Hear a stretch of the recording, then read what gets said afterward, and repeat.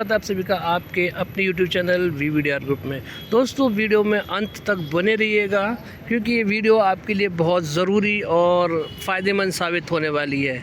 Warren Buffett यानी कि share market के गुरु और शेयर मार्केट के बादशाह वॉरेन बफेट का कहना है, जब लोग शेयर मार्केट में खुश हों और खुशहाली हो चारों तरफ शेयर मार्केट में, तो बेच कर बैठ जाइए, और जब सब लोग दुखी हो, पैनिक हो, तो ख़रीदारी करनी शुरू कर दीजिए। ये है शेयर मार्केट के गुरु वॉरेन बफेट का कहना। तो अभी देखिए, पैनिक फैला हुआ है, पैनिक है, किसी को नहीं पता कि मार्केट कहाँ तक जाएगा। सब तरफ अफवाह ये है कि 2006-2008 वाली गिरावट आ सकती है। तो मैं सिर्फ आपको ये बोलना चाहता हूँ कि गिरावट आ सकती है। गिरावट किस वजह से आ सकती है? कोई ये नहीं बता रहा कि गिरावट किस वजह से आ सकती है। क्या हमारे हिंदुस्तान में किसी चीज़ की कमी है? कहीं पे इकोनॉमी में कोई कमी है? फॉरेक्स में कहीं कमी है? जीडीपी में कमी है? किस चीज़ में कमी है? कहीं तो कमी नहीं है, तो फिर गिरावट क्यों आएगी?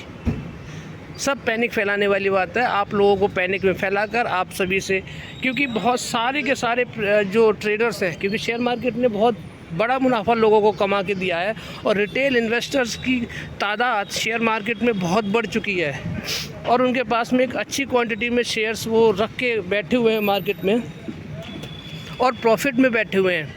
तो अब बड़े वाले प्लेयर्स क्या करना चाहते हैं? बड़े वाले प्लेयर्स चाहते हैं कि कोई बेचेगा तभी तो दूसरा ख़रीदेगा।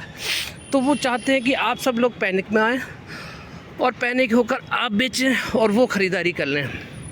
तो इसीलिए मैं सिर्फ यही बोलना चाहूँगा कि मार्केट में, हमारी इंडियन इक्विटी मार्केट में कहीं से कहीं तक भी कोई कमी नहीं है, सब कुछ ठीक ठाक है। और वैसे भी जब तक मोदी प्राइम मिनिस्टर हैं इंडिया के, तब तक मार्केट कहीं नहीं जाने वाला है। दूसरी, मैं आपके 3-4 आपके साथ में पॉजिटिव न्यूज़ शेयर करने वाला हूँ, जो कि आपको ये भरोसा बताएंगी, भरोसा दिला देंगी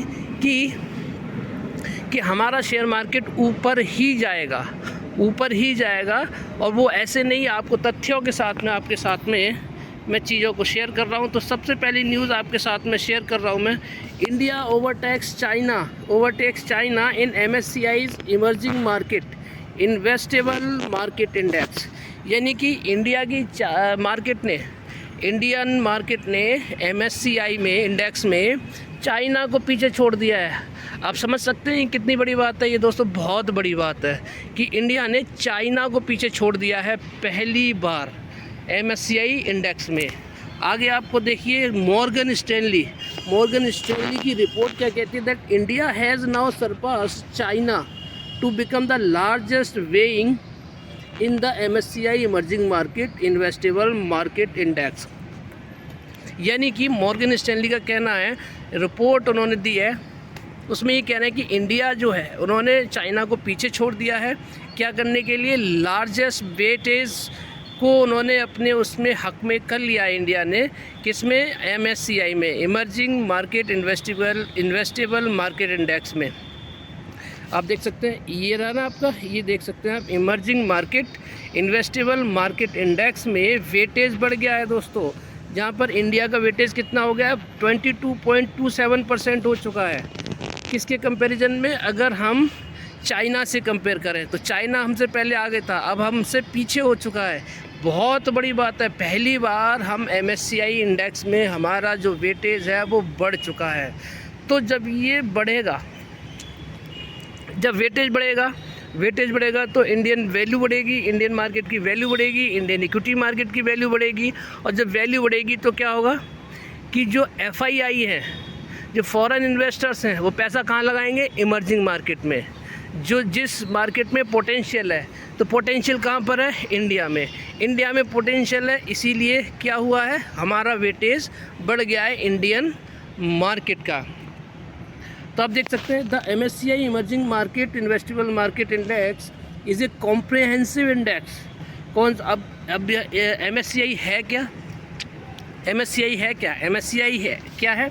MSCI है कि कॉम्प्रिहेंसिव इंडेक्स है, जिसमें क्या होता है, जो इंक्लूड होते हैं large cap, mid cap, small cap stocks from 24 emerging market countries. यानी कि 24 कंट्रीज़ में जो इमर्जिंग मार्केट्स हैं, 24 देशों की जो मार्केट है, जो इमर्जिंग मार्केट्स हैं, उनके जो large cap, mid cap, small cap stocks इसमें ऐड किए जाते हैं। तो ये बहुत बड़ी बात है कि हमने चाइना को पीछे छोड़ दिया है। India has overtaken China in MSCI EM investable market index in September 2024, 2024 सितंबर में, यानी कि इसी महीने हमने चाइना को पीछे छोड़ा है। मॉर्गन स्टैनली ने ऐसा कहा है। The weight of India in MSCI index कितनी हो गई है? 22.27%। किसके कंपैरिजन में? चाइना के। चाइना का कितना है? 21.58% हो गया है। हम लोग आगे निकल गए हैं चाइना से। और उन्होंने क्या कहा है कि that India has now surpass India to become the largest market being in the MSCI investable market. The significant shift in the market landscape took place earlier this week, यानी कि इस हफ्ते की शुरुआत में ये सिग्निफिकेंट चेंज हुआ है with India's weight in the emerging markets index edging closer to potentially becoming the largest, यानी कि सबसे ज़्यादा हो गया है। किसमें? वेटेज में। वेटेज हमारी इंडिया का बढ़ चुका है। आफ्टर ए रिशफलिंग हुई थी MSCI इंडेक्स में लास्ट मंथ, उसमें एनालिटिक्स ने प्रोजेक्ट किया था कि जो इंडियन इक्विटीज़ हैं वो क्या है, पोटेंशियली अट्रैक्ट कर सकते हैं। मैं आपको बोल रहा था ना कि FII इसमें पैसा इन्वेस्ट कर सकते हैं। वो क्या क्यों कर सकते हैं? क्योंकि पोटेंशियल है इंडियन मार्केट में। तो वो कितना, 4 से $4.5 बिलियन का इन्वेस्टमेंट कौन, FII इसमें क्या कर सकते हैं, इन्वेस्ट कर सकते हैं। इसीलिए मैं आपको बोल रहा था कि मार्केट में अगर गिरावट मिल भी रही है तो ये एक मौका है। पेन अगर मार्केट में तो ख़रीदारी का मौका है। इसीलिए ये जो MSCI में वेटेज बढ़ी है दोस्तों, तो इंडिया में पैसा आने वाला है। In recent times India has demonstrated significant, क्यों कह रहा हूँ मैं ऐसा, क्योंकि इंडिया ने क्या सिग्निफिकेंट स्ट्रॉन्गर परफॉर्मेंस दिया इक्विटी मार्केट में, प्रॉफिट बना के दिए हैं। इससे क्या होगा, ये बताता है कि robust macro economic fundamentals of the Indian economy है। इंडिया की जो इकोनॉमी क्या है, फंडामेंटली बहुत स्ट्रॉन्ग है, रोबस्ट है यहाँ की इकोनॉमी और GDP। And the impressive performance of Indian corporation, यहाँ का जो गवर्नेंस है, यहाँ की जो सरकार है, उसका क्या है, इम्प्रेसिव। उन्होंने बहुत अच्छी तरह से परफॉर्म किया है, चीज़ों को हैंडल किया है। Moreover the growth in the Indian equity market has been wide spread, यानी ग्रोथ पूरी तरह से और ज़्यादा बढ़ने वाली है, evident in the large cap, mid cap and small cap index में। Consequently the MSCI has been increasing relative weights of Indian stocks in the indices. MSCI में क्या कर रहे हैं, वेटेज भी बढ़ाया जा रहा है, इंडियन स्टॉक्स का वेटेज भी बढ़ाया जा रहा है। is evident from the rise in weight of India coupled with relative decline in the weight of China MSCI EM index, यानी कि हमारी वेटेज बढ़ रही है लेकिन चाइना की घट रही है। बिटवीन मार्च 24 एंड अगस्त, मार्च से लेके अगस्त के बीच में ये क्या हुआ है, चाइना की वेटेज घटी है और इंडियन स्टॉक्स की वेटेज बढ़ी है। इंडियाज़ वेटेज इन MSCI कितनी अप हुई है, 18 से 20% बढ़ चुकी है दोस्तों। ये बहुत बड़ी बात है। जितना पहले था उससे 18 से 20% वेटेज इंडिया की स्टॉक्स की वेटेज बढ़ चुकी है।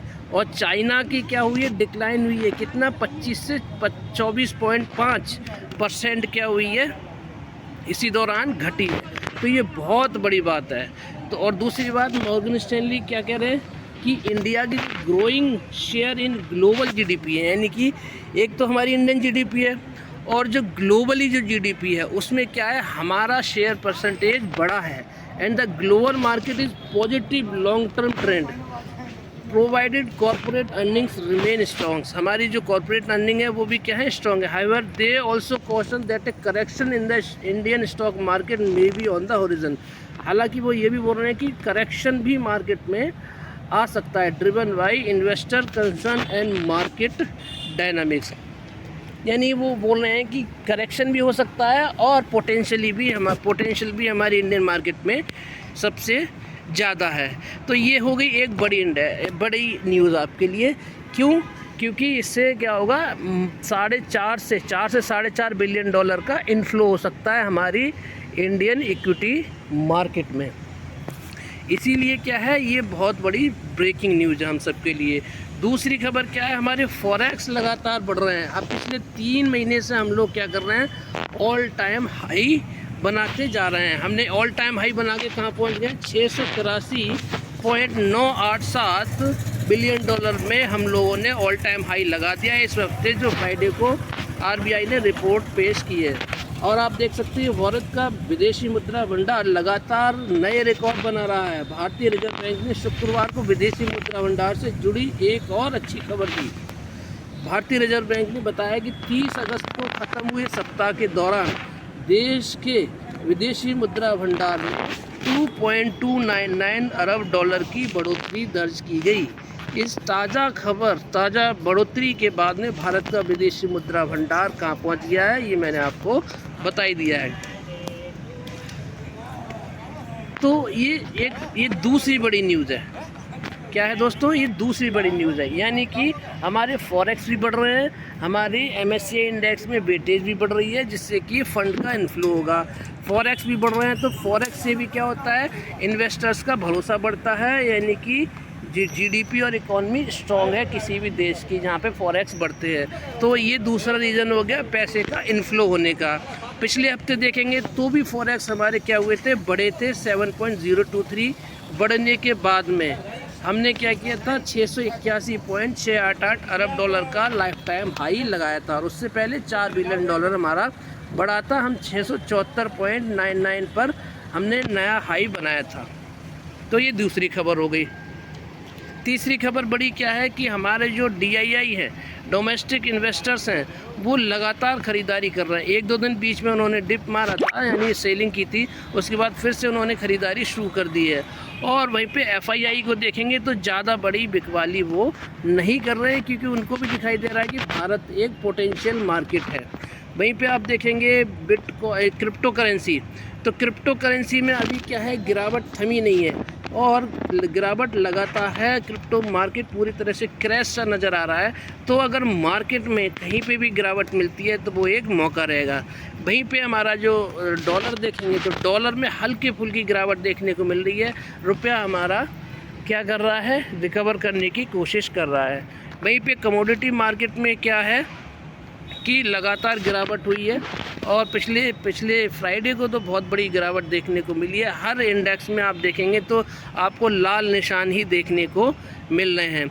और अगर आप क्रूड ऑयल को देखेंगे तो क्रूड ऑयल को देखिए, $68 पर आ चुका है, जो कि 80 के आसपास चल रहा था। तो यानी कि डॉलर में क्रैश हो चुका है, डिमांड जो है ख़त्म हो चुकी है। डिमांड नहीं बची दोस्तों मार्केट में, और डिमांड ना होने की वजह से क्रूड ऑयल बहुत सस्ता हो चुका है। और क्रूड ऑयल जितना सस्ता है हमारे लिए एक तरीके से अच्छा है। अच्छा कैसे है कि हम लोग क्या करते हैं, इंपोर्ट करते हैं, और इंपोर्ट करते हैं तो जितना सस्ता हमें मिलेगा हमारे लिए वो महंगाई कम करता हुआ नज़र आएगा। तो अभी शॉर्ट टर्म में तो ये नेगेटिव न्यूज़ है।